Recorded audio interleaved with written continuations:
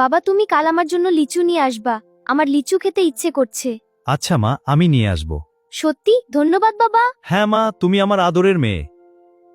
রামিসা তুমি খেলো, আমি বাজার থেকে আসি। আচ্ছা আম্মু।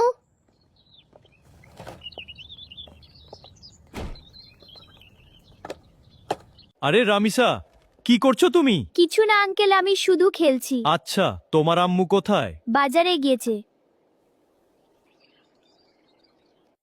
তুমি কি একটা মজার জিনিস খেতে চাও? আমার কাছে অনেকগুলো আছে। জি আঙ্কেল, আমি খেতে চাই। তাহলে তুমি আমার সাথে এসো, এদিকে এসো।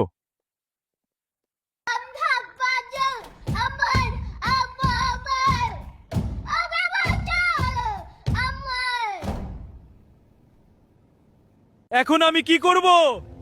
ওকে টুকরো করে পুড়িয়ে ফেলি? না, শরীর থেকে মাথা আলাদা করে দেই।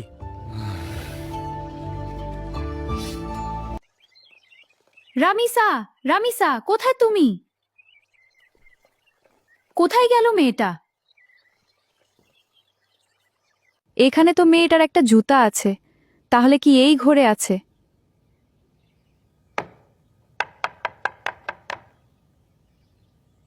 ওরা দরজা খুলছে না কেন?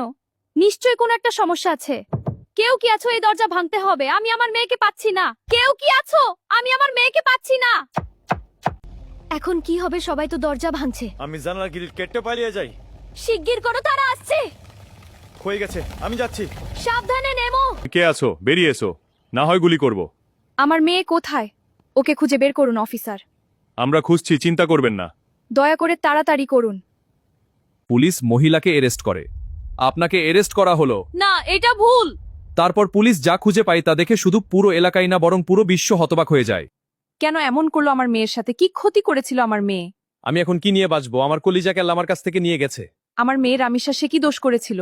আমি নিজে ছেঁড়া জুতা সেলাই করে আবার পরিতাও কখনো আমার মেয়েকে অভাব বুঝতে দেইনি, কোনো কিছু অপূরণ রাখিনি। আমরা রামিসা হত্যাকাণ্ডের সঠিক বিচার চাই, বিচার চাই, বিচার চাই। আমরা চুপ থাকবো না।